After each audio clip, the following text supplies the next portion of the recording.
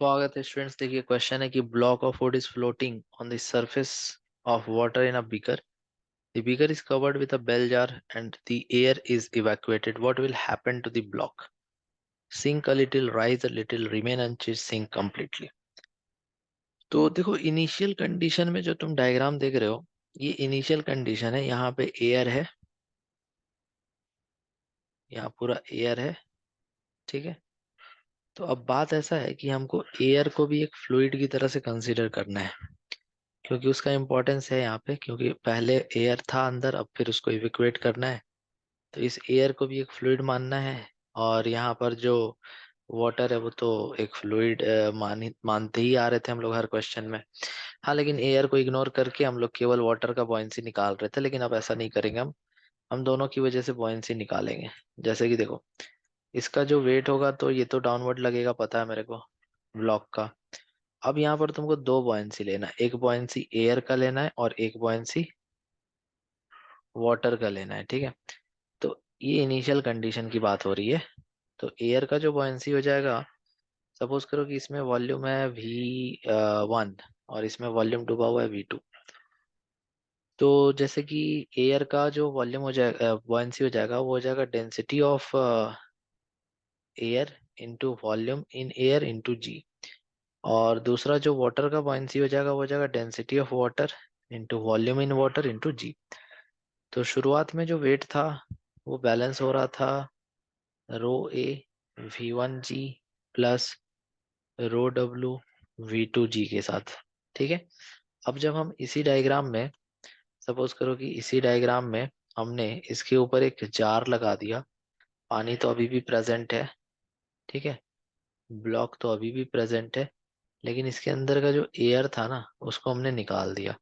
इस तरह से एक जार लगा के इसके एयर को निकाल दिया, मतलब यहाँ का डेंसिटी जीरो हो चुका है, वैक्यूम हो चुका है।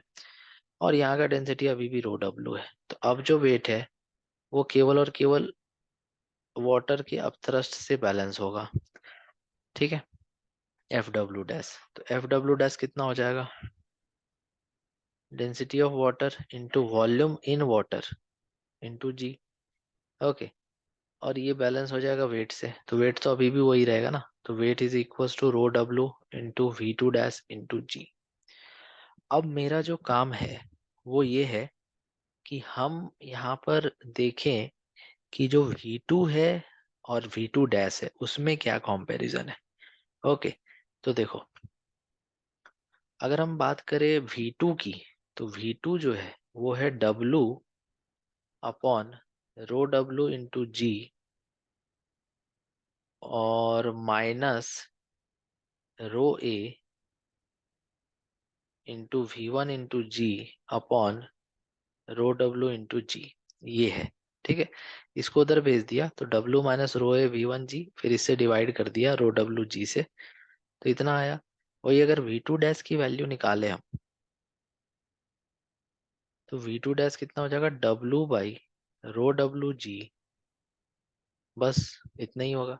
अब तुम खुद देख लो कि V2 में जो वैल्यू है उसमें इसमें से कुछ माइनस कर रहे हैं, दैट मीन्स कि V2 is less than V2 dash.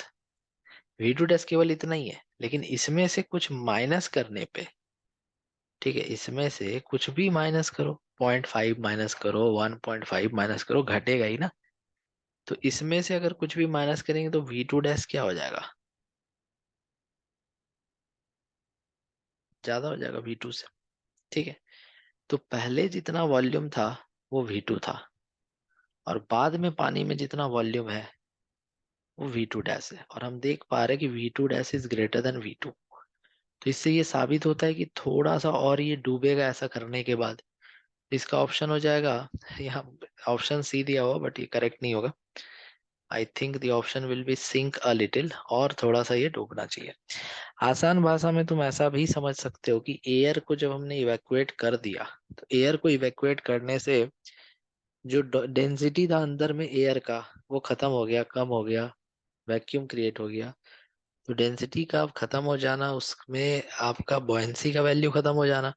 तो जो एयर का बॉयंसी था वो खत्म हो गया, दैट मीन्स कि उसको सिर्फ FW से, बॉयंसी ड्यू टू वाटर से काम चलाना पड़ेगा, जो पहले से क्या है, कम है।